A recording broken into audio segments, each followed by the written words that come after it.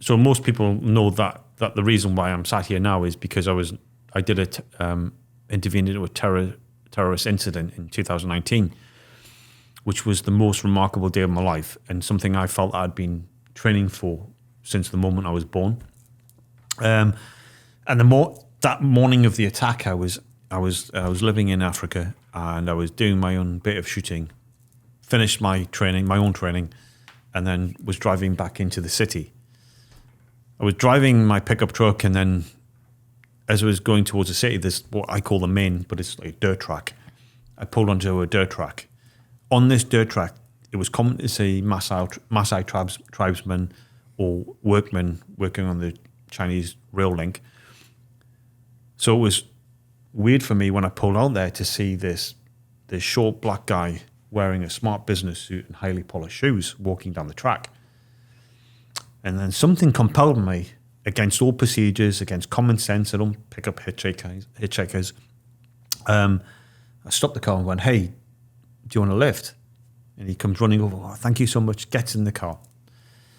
So then we start driving, and he said to me straight away, he said, "What's your name?" I'm like, "I'm Chris." He tells me his name. And then he said, "Well, how old are you?" I'm like, "I'm 43. That's how old I was at the time. He's like, I'm 43 too. "When were you born?" I was like, "September." He's like, "I'm born in September. I don't know what day, but what day were you born?" I was like, "September 15th. He was like, "This is a good sign. In September 1975, you and I were both born."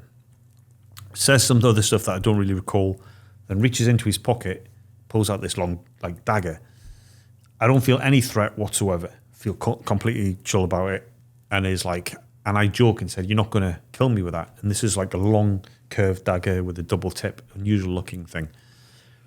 And he's like, "No, I carry this when I walk down this road in case I come across any evil spirits or demons." And then he chuckles to himself, puts it away. I then turn to him and say, "Judging by how you're dressed, I take it you're going into the city." He's like, "No." He goes, "Drop me off at the first village we come to. Don't go inside the village. Drop me off before we get into it. Remember, this is in Africa, so it's like mud huts, wriggly tin. Tribes. And so we come to this village. I said, "This village?" Says, "Yes." So I bring the vehicle to a stop. He then opens the door and steps out. As he steps out of the door, everything changes. His foot hits the ground. And as soon as his foot hits the ground, his face changes. And when I mean changes, it's still the same person, but it's a bit like if I insulted you badly and you're like, "What?" His face changed, like, "Chris." And then his voice changed. And it wasn't, the way I described it is, it was quiet but loud, and I could hear it everywhere. So it wasn't as if he was just coming from one direction. It was everywhere around me, and I could feel it in my heart vibrating. It's like, "Chris, may God bless you many times this day." And then all of a sudden, snaps out of it. And he's like, "Oh, thank you so much. And then closes the door, and I drive off. And for the record, about 150 yards down the road, I look in the mirror, can't see him again. And I kind of thought about it a little bit then, but I didn't think about that much. But 30 hours later, of the most remarkable day of my life, before I'd even left the complex, his words were echoing in my mind, going, "Wow!" And that was where did that come from? Who was that a message from? Fucking crazy. That started the countdown of how after that event, how much longer so before? That would have been roughly about 10:30, 11 a.m. And then the terrorist attack happened at 3:30 or 3:27. And then, so the clock was ticking from then. And everything after that was perfect. In my life, I've always said it, that I always consider myself unlucky to a certain point. And if someone had said, "On your watch, this terrorist attack is going to happen," and then I would say, "Oh, that's going to be the day I'm going to be out of country, or I'm going to be doing something else," and not get involved with it. But actually, everything from that moment was perfect for the next days. Everything was second perfect, because after that, I went and got my haircut. Then I went to lunch, had Moroccan beef for lunch and a Dawa cocktail. Then I went home and had a shower. And the moment I stepped out of the shower, put my jeans on, that's when the phone rang to tell me that someone was saying, "Hey, there's a terrorist attack going on." No shit. So you had a cocktail, you just took your shower, and you're like... Yeah, I went to lunch, got a haircut, had a haircut, then went to a bar that I used to like going to all the time really great place, and got a cocktail, got lunch, had a cocktail with it, drove home, got in the shower, did some chores first, got in the shower, stepped out of the shower, put my jeans on, put a t-shirt on, phone rang, looked at the phone, wasn't going to answer it initially, then thought, to hell with it, I'll answer it. And then it was a friend of mine who was in the complex saying, there's a terrorist attack going on.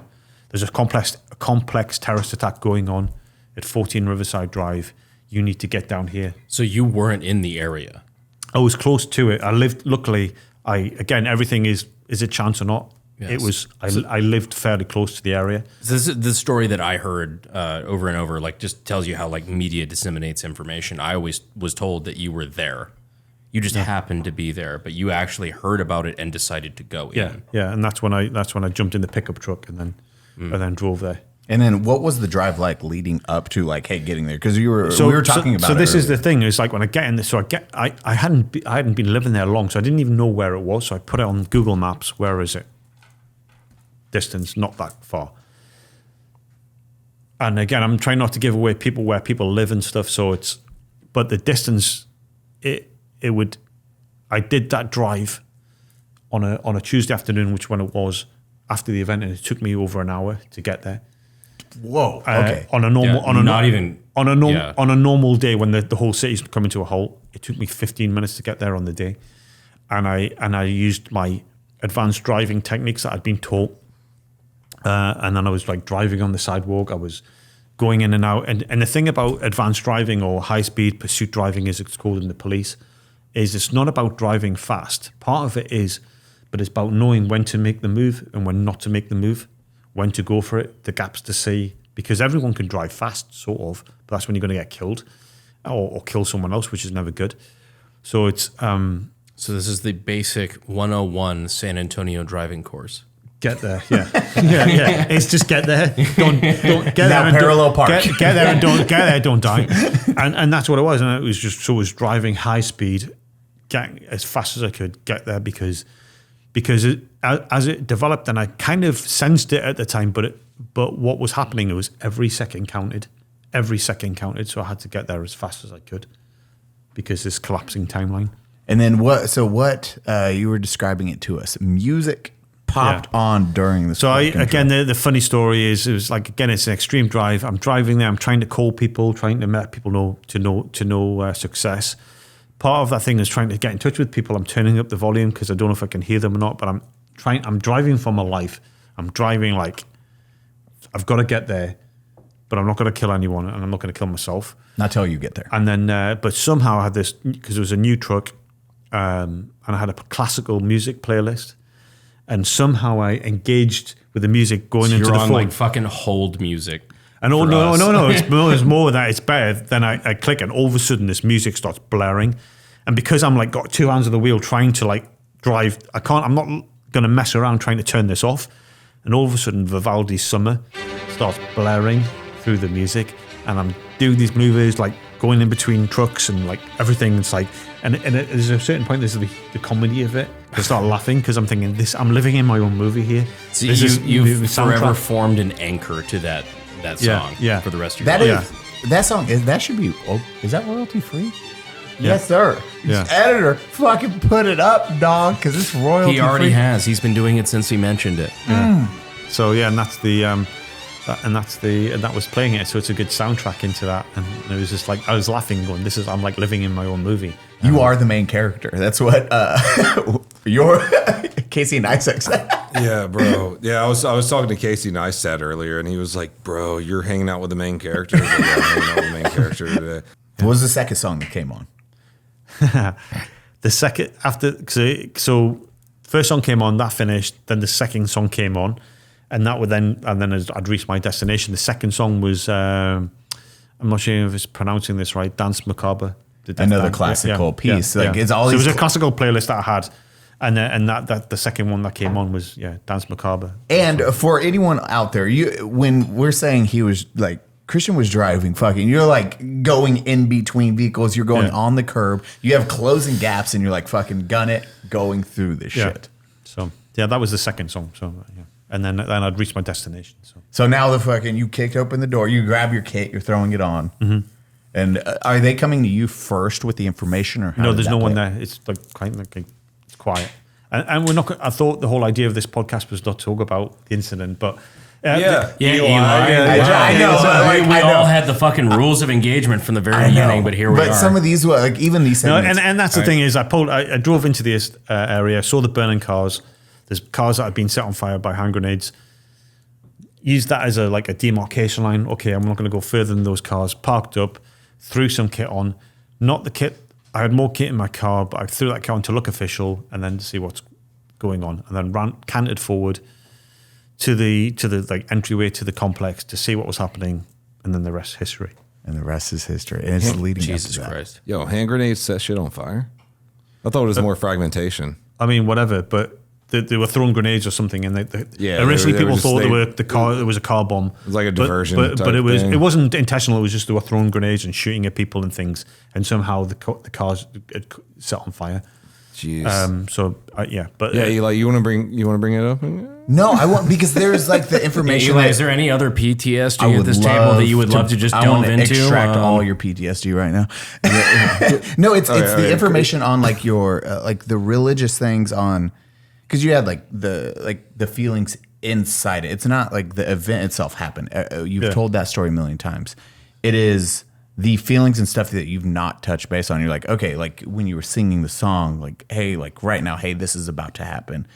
Or what was the feelings in there? Those little, like, I know Shane was talking about it. It's like you had these little like moments you would look around and you're like, whoa, this is like, it's more of what is that, religious experience. Because to add to it for that, like the story I was always told, like from somebody on the outside looking in, just from headlines, you were a guy who was there and did the right thing. Yeah. But I didn't realize think that was a conscious choice you had to make, was and you had to go out and seek that out. I think the bottom line is, without going into the detail of the incident itself, is I went there in a rule because I heard it was going on, and at the same point I heard a woman scream, and then I heard a burst of gunfire, and and the scream just got cut off in mid scream, and I went, in my mind I was like, she's just been murdered, and I turned to them and say, right, I'm going in, and then the rest is history. The rest is history. And then you have, And then 22 hours later, I walked out of it. and there's all those religious. 22 hours. Yeah. So, 22 hours later, I then walked out. The incident was done by then, but I wasn't just in, out. It was...